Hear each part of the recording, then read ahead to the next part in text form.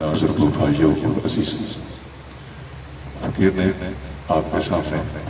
قرآن شریف میں سے سورۃ ابراہیم کے ابتدائی الفاظ تلاوت کیے ہیں۔ ان کا ترجمہ ہے، اللہ فرما رہا ہے، قرآن وہ کتاب ہے جو اے معبود ہم نے آپ کی طرف نازل کی ہے تاکہ آپ لوگوں کو اندھیروں سے نکالیں اور روشنی میں لے آئیں۔ اس آیت کے پڑھنے کا مقصد یہ ہے کہ قرآن شریف کے نزول کا ایک اہم مقصد اس آیت میں بیان کیا گیا ہے، لِتُخْرِجَ، تاکہ آپ نکالیں۔ تو یہ لام بتا رہی ہے کہ قرآن کے نزول کا مقصد اس آیت کے اندر بیان کیا گیا ہے، ظلمات سے نکالنا اور روشنی اور نور میں لے آنا، یہ قرآن کے نزول کا مقصد ہے۔ اس طرح کے الفاظ اور بھی مقامات پر قرآن شریف میں موجود ہیں۔ یخرجہم من الظلمات الی النور، اللہ تعالیٰ مومنوں کا ولی ہے، دوست ہے، یہ انہیں اندھیروں سے نکالتا ہے اور روشنی میں لاتا ہے۔ امام راضی نے اس آیت سے ایک نقطہ اٹھایا ہے، وہ لکھتے ہیں کہ ظلمات ظلمت کی جمع اور ظلمت اندھیرے ہوتے ہیں۔ بہت سارے اور مختلف قسم کے اندھیروں کو ظلمات کہا جاتا ہے، اور نور کا لفظ انوار نہیں بولا، واحد کے ساتھ نور کا لفظ ارشاد فرمایا گیا ہے، جس سے پتہ چلتا ہے کہ ظلمات اور اندھیرے اور گمراہیاں یہ رنگا رنگ ہیں، کئی قسم کی ہیں، اور نور واحد ہے، اس لیے کہ یہاں لفظ نور بولا گیا ہے، انوار نہیں بولا گیا۔ واضح ہو گیا کہ دنیا کے اندر اسلام کے علاوہ جتنے ادیان ہیں، قرآن ان کو ظلمات قرار دیتا ہے، اور اسلام جو واحد دین حقیقی ہے، اللہ تعالیٰ کا پسندیدہ ہے اور آخری دین ہے، اس کو اللہ تعالیٰ قرآن کے اندر جگہ جگہ پر نور واحد قرار دیتا ہے۔ جس طرح بہت سارے ظلمات کے مقابلے پر اسلام اکیلا نور ہے، اسی طرح بہت سارے مسالک اور اندرونی مذاہب کے مقابلے پر سنیت اور اہل سنت کا راستہ نور واحد کا راستہ ہے۔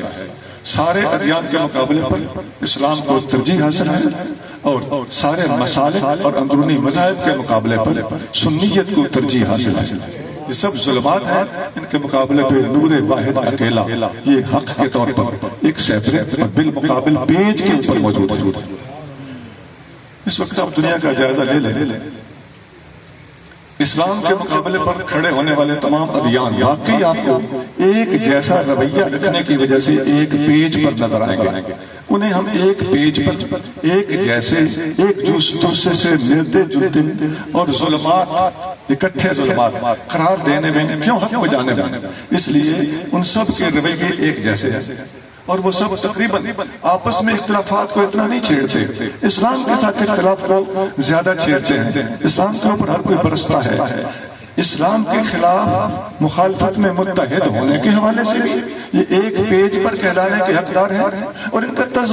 استدلال بھی ایک جیسا ہوتا ہے، ان کے رویے بھی ایک جیسے ہوتے ہیں۔ وہ کیسے؟ جس طرح قرآن شفاف اور واضح لفظوں کے اندر حقائق کا اعلان کرتا ہے، اس کے مقابلے پر کھینچا تانے سے کام لے کر، ظنیات سے کام لے کر، محکمات کے مقابل پر متشابہات سے کام لے کر دوسرے تمام ادیان اسلام کا مقابلہ کرنے کی کوشش کرتے رہتے ہیں۔ سورۃ آل عمران کی ابتدائی آیتیں جب نازل ہوئیں تو ان کا شان نزول یہی تھا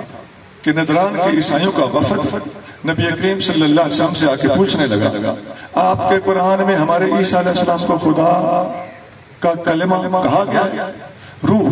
کہا گیا ہے؟ نبی کریم صلی اللہ علیہ وسلم نے اعتراف کیا کہ کہا گیا، تو کہنے لگے بس بات مک گئی، ختم ہو گئی کہ آپ نے ہمارے مسیح کو اس اعتبار سے استدلال کر رہے تھے، خدا مان لیا،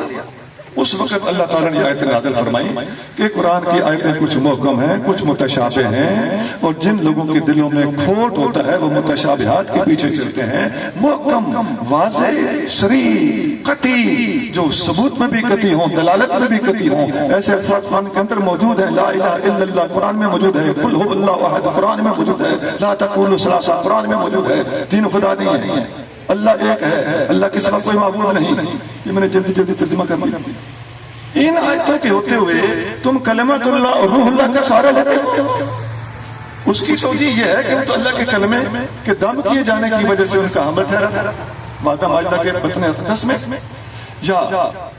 روح الامین نے ان کو دم کیا تھا، تو روح اللہ یا پھوکے کے حوالے سے روح کہلانا، یا کلام اور کلمے کے حوالے سے کلمۃ اللہ کہلانا، یہ ایک الگ چیز ہے۔ تو واضح لفظوں کو چھوڑ کر ایسے لفظوں کا سہارا لینا جن کے اندر تم نے ایچ پیچ چلایا ہوا ہے، ایسے ایچ پیچ والے استدلال سے جو چیزیں ثابت کی جاتی ہیں قرآن انہیں متشابہات قرار دیتا ہے، اور جو واضح کلیئر کٹ الفاظ موجود ہیں ان کو قرآن محکمات قرار دیتا ہے۔ تو سارے ادیان اسی طرح متشابہات کا سہارا لے کر قرآن کے واضح لفظوں کے مقابلے پر انہیں متشابہات کو لا کے کھڑا کر دیتا ہے۔ یہ میں نے ایک عیسائیوں کی اور اس آیت کے شان نزول کے حوالے سے گزارش پیش کی۔ ویسے اندرونی طور پر جتنے مسالک آپ کے سامنے اسلام کا مقابلہ کرنے کے لیے کھڑے ہو چکے ہیں ان سب کے پاس بھی متشابہات ہیں، محکمات نہیں ہیں۔ صاف لفظوں میں ہم دکھاتے ہیں کہ ہمارا مسلک لکھا ہوا۔ دیکھیے میں ایک مثال دینا چاہتا ہوں۔ سیاست ایک موٹی سی بات کرنے لگا ہوں، گہرائی والے زیادہ گہرائی میں جائیں تو الگ بحث ہے، ان کو بھی ہم مطمئن کرنے کی امید ہے کہ ہم کر سکیں۔ لیکن سیاست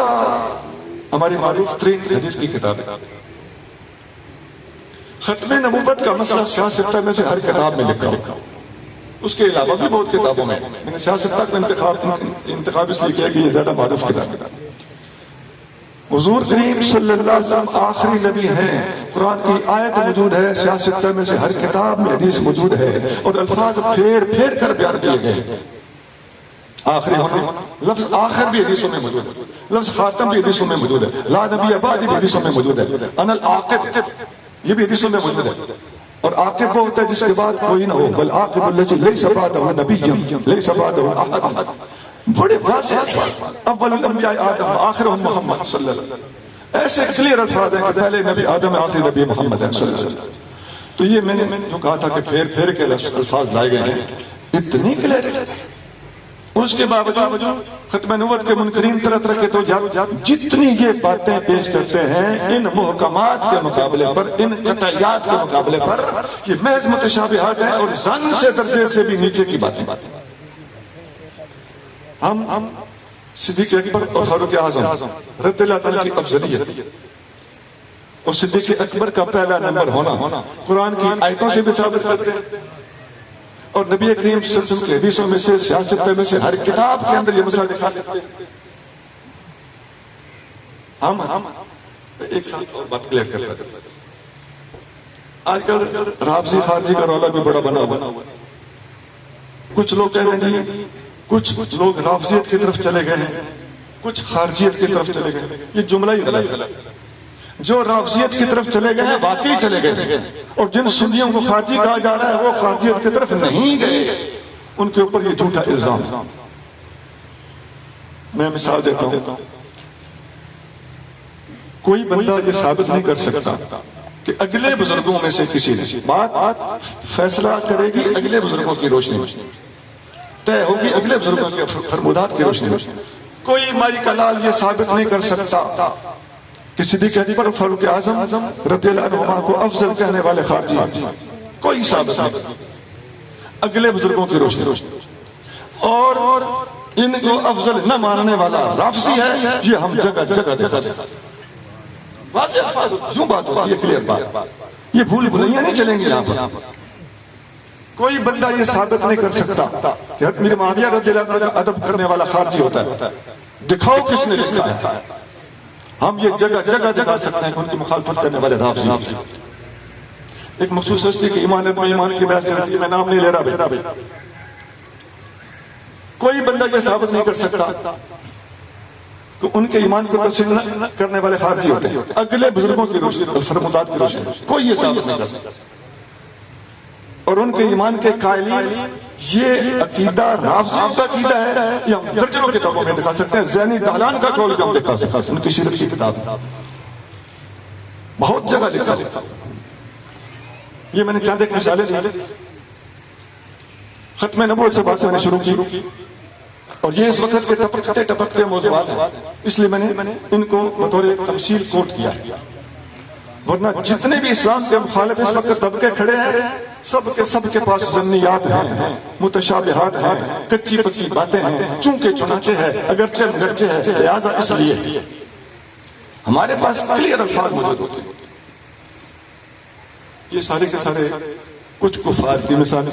کچھ غلط مسالے کی مثالیں میں نے اس لیے پیش کی ہیں کہ وہ جو میں نے آیت پڑھی تھی